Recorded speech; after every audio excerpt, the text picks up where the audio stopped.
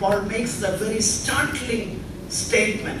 God who justifies the ungodly, God who justifies the wicked. അഭക്തനെ നീതീകരിക്കുന്ന ദൈവം, ദുഷ്ടനെ നീതീകരിക്കുന്ന ദൈവം. അയ്യോ, ഇതെന്താ ഈ പറയുന്നത് പൗലോസ്? പൗലോസേ, എന്നാ ഈ പറയുന്നത്?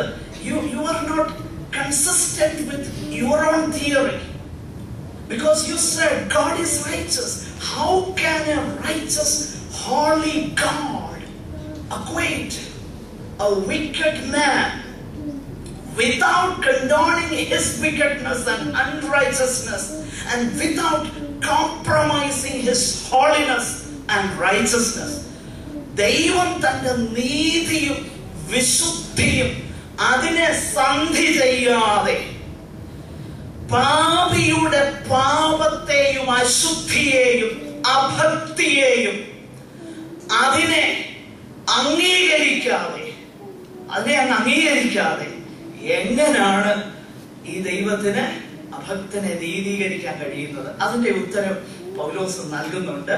അതിന്റെ ഒരു ഉത്തരം പൗലോസ് നൽകുന്നത് അതിന്റെ 5:6 ക്രിസ്തു നാം ബലഹീനം ആയിരിക്കുമ്പോൾ തന്നെ ക്രിസ്തു തക്ക സമയത്ത് അഭക്തർക്ക് വേണ്ടി മരിച്ചു.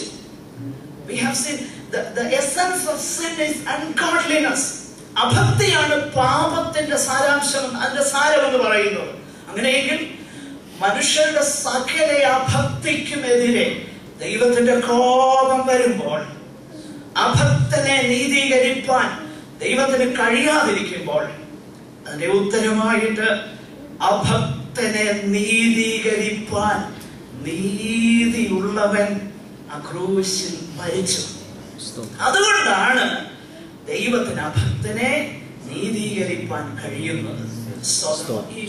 ബറബ്ബാസിനെ കുറിച്ച് ഞാനൊരു ഇവിടെ ഒത്തിരി വർഷങ്ങൾക്ക് മുൻപ് ഒരു ഇമാജിനേഷൻ വായിച്ചത് ഞാൻ കേട്ടിട്ടുണ്ട്, വായിച്ചത് ഞാൻ ഓർക്കുന്നുണ്ട്. ബറബ്ബാസ് എന്ന് പറയുന്ന ആളിനെ നമുക്കറിയാം.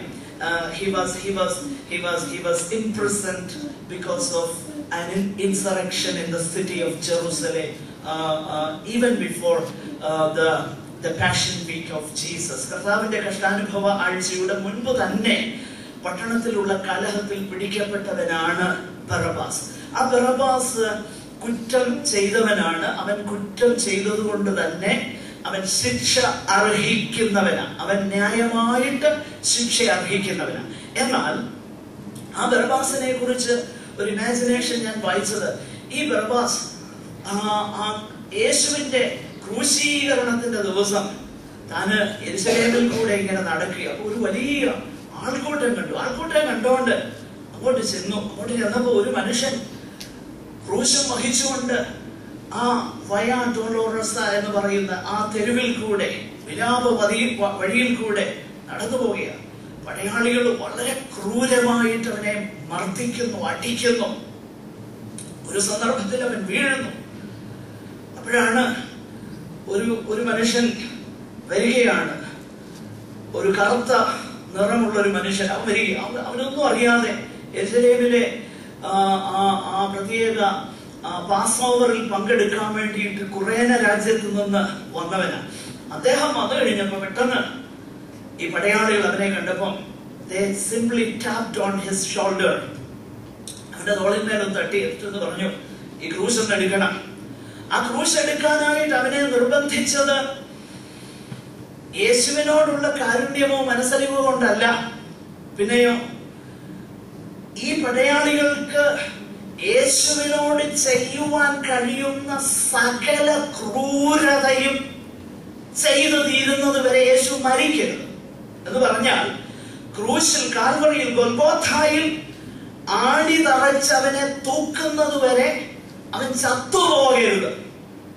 അതിനു വേണ്ടിയിട്ട് ഈ മനുഷ്യനെ കണ്ടു പറഞ്ഞു, അവർക്ക് തോന്നി ഈ നിലയിൽ അങ്ങ് വരെ ചെന്ന് കഴിഞ്ഞാൽ ചത്തുപോകാൻ സാധ്യതയുണ്ട്. അവര് ഉദ്ദേശിക്കുന്ന സകല ക്രൂരതയും അവന്റെ മേൽ ചെയ്യാൻ ഒക്കത്തില്ല. അതുകൊണ്ട് ഈ മനുഷ്യനോട് പറഞ്ഞു, ഈ ക്രൂശ് ഒന്ന് ചുമക്കണം. ഇതെല്ലാം ബറബ്ബാസ് കാണുകയാണ്. ഇതെല്ലാം കണ്ട് ഒടുവിൽ ക്രൂശിക്കുന്നു. 2 കള്ളന്മാരെയും 2 വശത്ത് ക്രൂശിക്കുന്നു. ബറബ്ബാസ് ഇങ്ങനെ ചിന്തിക്കുക, ഇമാജിനേഷൻ ആകട്ടോ, സങ്കല്പം, വെറും സങ്കല്പം. പ്രവാസികളെ ചിന്തിക്കുക, അയ്യോ ആ വലത്ത് കിടക്കുന്ന കള്ളനും ഇടത്ത് കിടക്കുന്നവനും ഒരു കുറ്റം ചെയ്തവനാണ്. എന്നാൽ നടുക്ക് കിടക്കുന്ന ആ ക്രൂശിൽ ഇന്ന് ക്രൂശിക്കപ്പെടേണ്ടത് ഒരു പക്ഷേ ഞാനായിരുന്നു. എന്നാൽ എന്റെ പകരം ഒരുവനിതാ അവിടെ ക്രൂശിക്കപ്പെട്ടു. അതുകൊണ്ട് നോക്കിക്കേ, ഞാനിപ്പോ സ്വതന്ത്രനായിട്ട് നടക്കുന്നു. എന്റെ പ്രിയരെ, ഇതാണ് കാൽവറി ക്രൂശിൽ സംഭവിച്ചത്. നമ്മൾ സ്വതന്ത്രരായി, നമ്മളായിരുന്നു ശിക്ഷ അനുഭവിക്കേണ്ടത്. എന്നാൽ നമ്മുടെ സ്ഥാനത്ത് യേശു നമ്മുടെ ശിക്ഷ അനുഭവിച്ചു. അതാണ് അഭക്തനെ നീതീകരിക്കാനുള്ള ബേസിസ്. പാപം ചെയ്ത എന്നെയും നിങ്ങളെയും നീതീകരിച്ച് സ്വതന്ത്രരാക്കുവാൻ, അടിമത്വത്തിൽ നിന്ന് വിടുവിപ്പാൻ ദൈവത്തിന്റെ ഉത്തരം ആ നടുക്കുള്ള ക്രൂശാണ്. Hallelujah, glory to God. ഇതാണ് അഭക്തനെ നീതീകരിക്കുന്ന ദൈവത്തിന്റെ ആ വലിയ സ്നേഹത്തിന്റെ കൃപയുടെ ആ സന്ദേശം.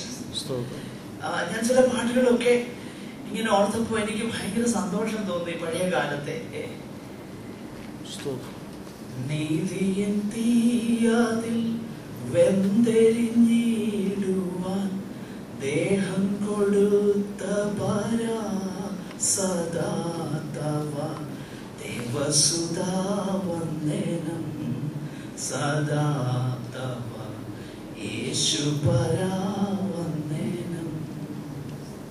ഓ, ദൈവകോപത്തിന്റെ അനീതിയുടെ തീയിൽ സ്വയമായിട്ട് വെന്തെരിയാനായിട്ട് കർത്താവ് ഈ ഭൂമിയിലേക്ക് വന്നു. അതിന്റെ ഫസ്റ്റ് സ്റ്റെപ്പ് എടുത്തത് നമ്മെ രക്ഷിപ്പാൻ, നമ്മെ ദൈവമക്കളാക്കുവാൻ ദൈവം തന്നെ ആദ്യത്തെ സ്റ്റെപ്പ് എടുത്തത് കൊണ്ടാണ് നമ്മള് ദൈവമക്കളായിരിക്കുന്നത്.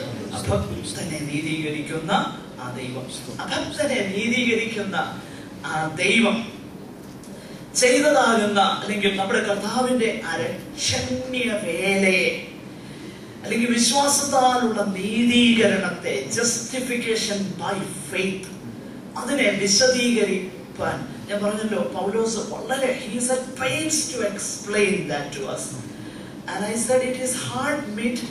The more you enjoy, the more you understand this hard meat of the word of God, the more enjoyable it becomes. അതുകൊണ്ട് അത് നമുക്കൊന്ന് മനസ്സിലാക്കാനായിട്ട് ശ്രമിക്കാം.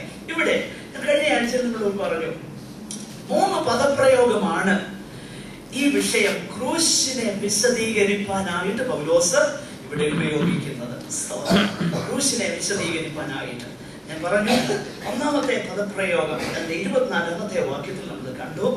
അതിന്റെ കൃപയാൽ ക്രിസ്തുയേശുവിലെ വീണ്ടെടുപ്പ് മൂലം. The number 1 term Paul uses is redemption. Redemption. വീണ്ടെടുപ്പ്. വീണ്ടെടുപ്പ് എന്നുള്ളതാകുന്ന ആ പദപ്രയോഗം നമ്മളിവിടെ കാണുന്നു. രണ്ടാമത് അതിന്റെ 25ാമത്തെ വാക്യത്തിലേക്ക് വരുമ്പോൾ, വിശ്വസിക്കുന്നവർക്ക് അവൻ തന്റെ രക്തം മൂലം പ്രായച്ചിത്തമാകുവാൻ. ഇംഗ്ലീഷ് വേദപുസ്തകത്തില് somebody read in English. I prefer NIV. Somebody got NIV. God presented him. Death for our sins and was raised to our life for our justification. Yeah, it's not. It is 4:25. I say 3:25. I say. God presented him as a sacrifice of atonement through faith in his blood. Sacrifice of atonement. Atonement. ആ പദപ്രയോഗമാണ്. അതായത് ഒരു പ്രായച്ചിത്തം, അത് ദൈവം ക്രൂശിൽ ചെയ്തു. മൂന്നാമത് ഈ ക്രൂശിനെ വിശദീകരിക്കുന്ന വേറൊരു പദം കൂടെയുണ്ട്. ഈ 3 പദങ്ങളാണ് നമ്മൾ ഇന്ന് ചിന്തിക്കാൻ പോകുന്നത്. മൂന്നാമത്തെ പദം അതിന്റെ അടുത്ത ആ വാക്യത്തിന്റെ 25ാം വാക്യത്തിന്റെ അവസാന ഭാഗം തൊട്ട് അടുത്ത വാക്യവും ഒന്ന് വായിക്കാമോ?